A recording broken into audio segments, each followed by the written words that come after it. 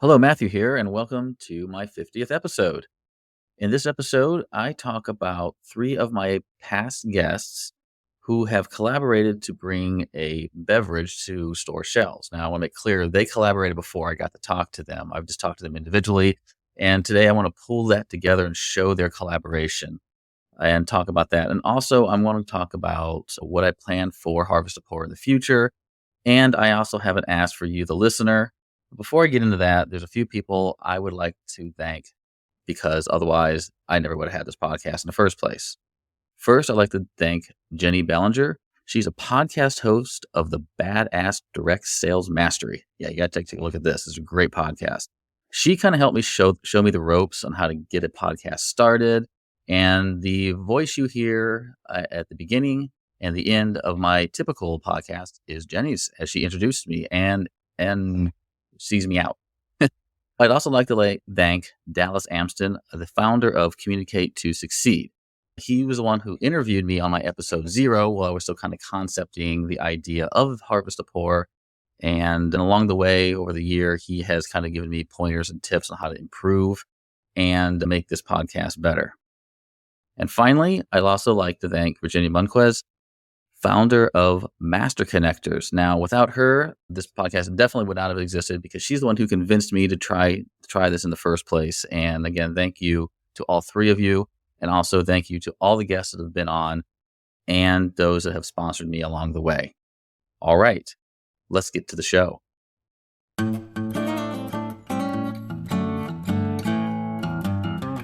Welcome to Harvest to Pour, the business of beverages, with your host, Matthew Shipp.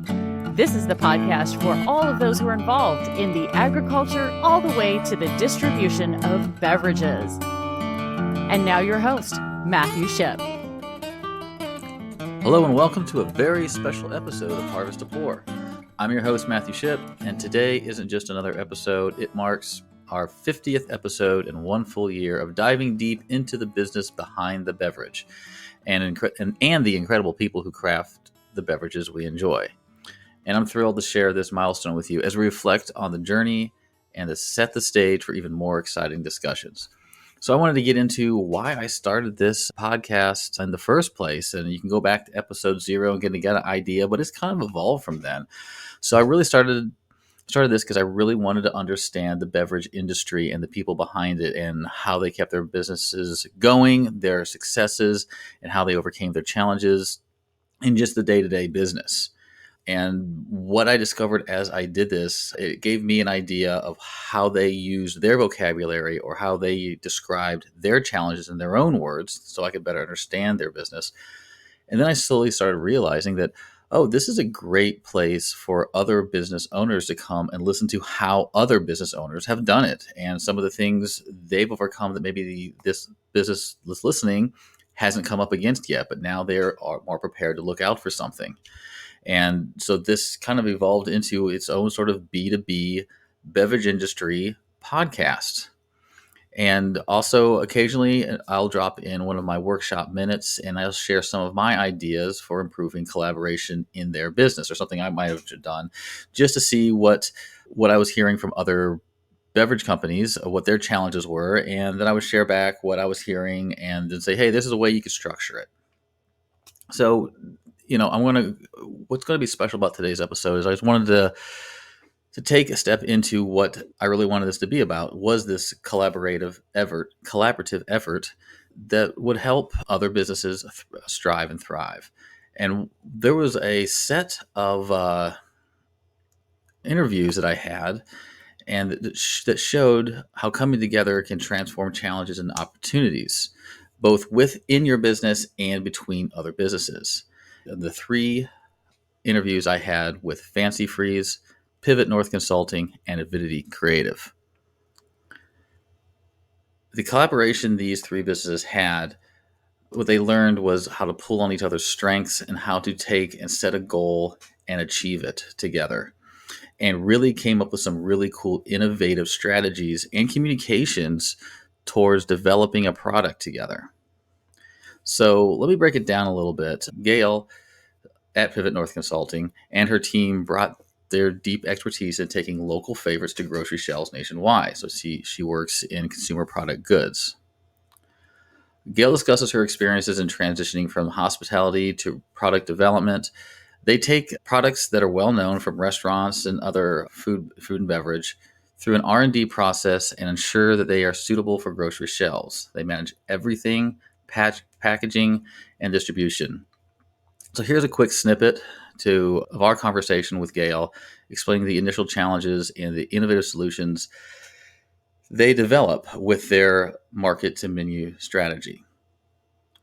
We developed this system called Menu to Market, where we take products we create products based on popular menu items. So we work with a restaurant brand. We find food, beverage items on their menus that they're really known for. Then we take it through an R&D process and build this product. So we're finding the packaging. We're making sure it can be either shelf stable or frozen. We're finding a co-packer to manufacture it. That takes us a while sometimes. And then we're working with those co-packers and setting up distribution channels. All of that is kind of that R&D phase. Then as soon as we have something to sell, we take that product and we are the broker, and we sell it into the retail grocery stores. We handle all of the distribution. We handle all of the ongoing management with those co-packers and production and sourcing ingredients and everything that's required to get that product produced reliably and scale sale. Now, they worked with Fanci Freez. Fanci Freez is a beloved local icon in Boise, Idaho. The original store has been in the same location since 1947, and Bill and Nick Hawes took this over, and they share how they preserve the essence of their shakes while preparing for retail success. Listen to this clip where Bill discusses the challenges of adapting their shakes for a retail setting. And I should have also mentioned that they are a fry, burger, and shake shop. Take me through that kind of journey, just a little bit of like you had this concept, gave her the recipe, and then they ran into the challenge of how to keep a shake in a freezer drawer at the grocery store. Gail, she's got tons of talent and covers this market, a CPG thing, like I would never be able to. So that's been kind of at least the impetus for chasing this idea and how it's going to work. So we were very quickly did some in-store tests and figured out the pouch thing is the key to this. Gail explains in another one of these clips the unique challenge for maintaining a soft serve milkshake's consistency in grocery stores, emphasizing the novelty of the product and innovation solutions required to overcome these challenges.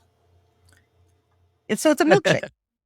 Yeah. Soft serve milkshake that has ever been sold in grocery stores, because soft serve milkshake, when it's truly soft serve, not chemicals, I'm talking about soft serve ice cream style milkshakes, have not been able to be produced and sold in grocery stores because they're done in machines. They're churned right then and there. It's stored at 18 to 23 degrees. That's soft serve that comes out when you're at the local drive-in getting your milkshake, right? Mm-hmm. So that was a big problem because my clients, they are famous for their milkshakes, their restaurant. So their milkshake product, we were like, how can they really wanted to go to market with a milkshake. We really wanted to help them. But, the reality is grocery stores are not going to change their temperature. No. So we had to be able to produce a product that could be stored at -6 for the grocery stores. And production is going to be -20 at least, sometimes down to -99. So we had to solve that problem. We solved it. We have a patent pending on that packaging. We created a pouch system that has an air barrier inside that allows us to preserve that soft serve texture. All the consumer has to do is pull it out of the pouch, put it in the microwave for 30 seconds, and they can stir it and have this delicious soft serve milkshake, just like they would get at the drive-in restaurant. And now a word from our sponsors.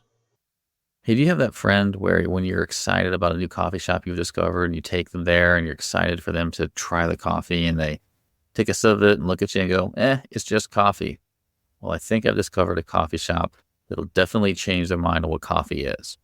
Goodman Coffee Roasters honors coffee's rich heritage by partnering directly with farmers ensuring every sip tells a story of dedication and craftsmanship. From hand-picked beans to perfectly roasted batches, they bring coffee that's more than just a drink. It's a journey. Integrity, sustainability, and uncompromising quality are in every cup. Coffee lovers can experience the Goodman Coffee difference at goodmancoffeeroasters.com. And trust me, your friend will take a sip of this coffee and finally understand what it means to have something that's more than just coffee. Exit 11 Coffee is there for your on-the-go lifestyle. With 8 convenient drive-through locations, they bring quality coffee to your car window. Need it sugar-free, dairy-free, or keto-friendly? At X11, you call the shots.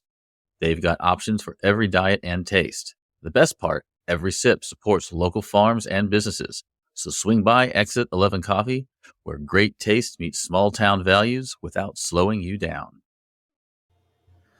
Now, once they've put these together, no product hits the shelves without the right branding. Now, Adam from Avidity Creative played a crucial role here. He is one of the creative directors and founder of Avidity Creative. He ensured that every package of Fanci Freez shakes not only popped on the shelves, but also told a rich story of brand. Here's Adam explaining their approach.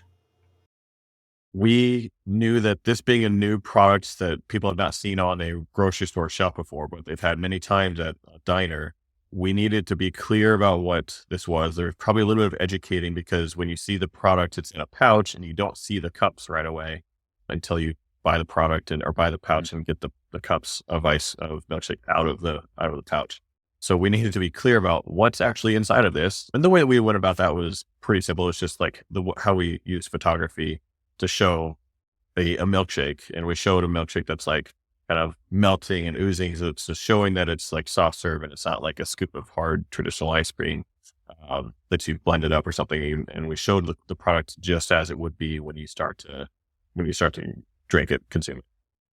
But then the rest of the packaging design of the pouches anyways is just very clear about what's inside. So when you go look at the case study and you see the images of the pouch, you'll see in big, bold black letters on the packaging, strawberry milkshake. Like it's just huge. And that was our focus, was like trying to get this product to be very clear about what this is, about what's inside. So basically you see this image of the milkshake right in the middle, and there's little like floating ingredients. So there's little cut strawberries, and the mint chocolate chip has mint leaves and chocolate. And of course there's a chocolate one too. So that's very clear then about what the product is. You can see the imagery, you can see the ingredients, you see the words that they're this big and bold. But also what that allowed us to do was the rest of the pouch, which is a pretty big usable space for packaging, was pretty clean. Like we didn't put any textures to it. We didn't put a lot else on the front. Like there's some little call outs of what's like the benefits of the product, but there wasn't much else. So like this bright color that we made. So we made a different color for each flavor. We didn't go with the actual brand colors here.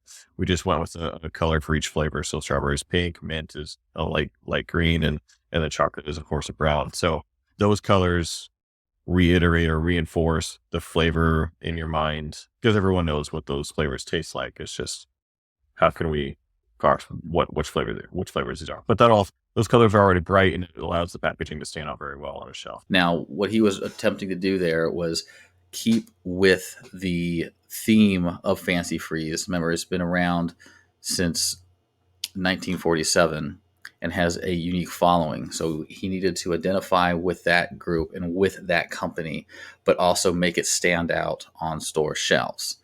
And it's a really cool, unique bag system with the right kind of lettering and color to attract your eye. So this is a really cool situation where I've had these three come together and they collaborate on a project together. Now, not every one of my interviews had other people they're collaborating with. My hope is that other people will see what other businesses are doing, maybe reach out and collaborate with them, or just pull from those ideas. So in the end, why they were so successful with this product that is now in grocery store shelves is they had a clear goal in mind. They pulled on each other's strengths. And this project required cohesive efforts across different specialties, culinary arts, food science, logistics, and marketing and design. Each company brought its expertise by aligning these different perspectives towards a common goal.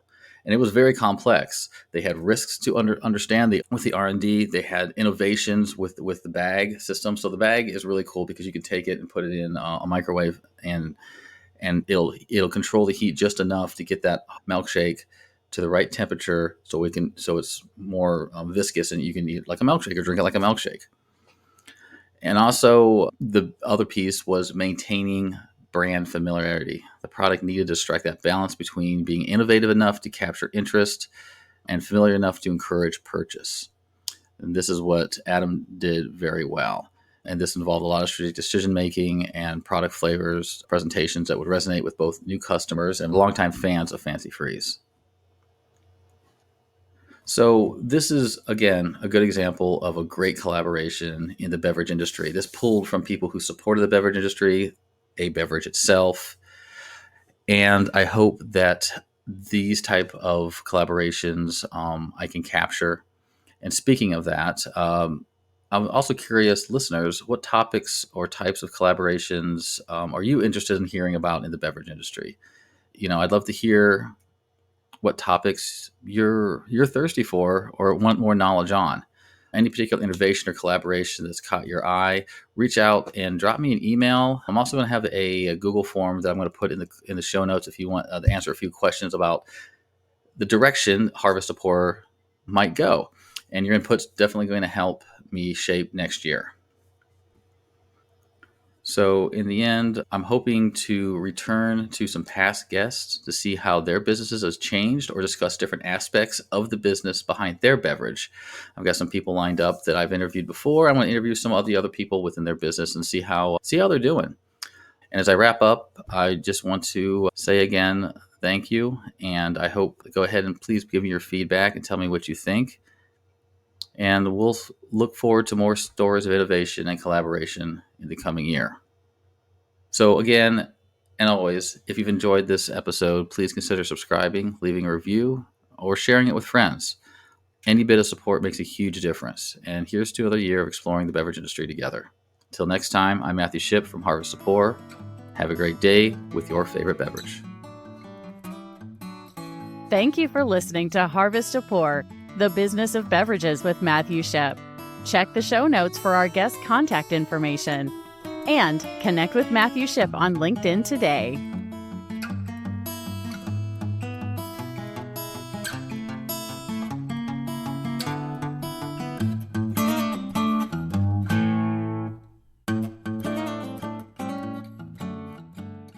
Hey, are you spinning your wheels trying to figure out what will really boost your business's bottom line? At Emberry Solutions, our Profit Priority Workshop is here to cut through the noise. We help you zero in on what truly matters, aligning your team, optimizing your processes, and magnifying your profits. Imagine your business running smoother than ever, with every decision and effort leading straight to increased profits. That's what focusing on the right priorities can do. Ready to boost your efficiency and profits? Visit Emberry Solutions and let's start making your business work smarter.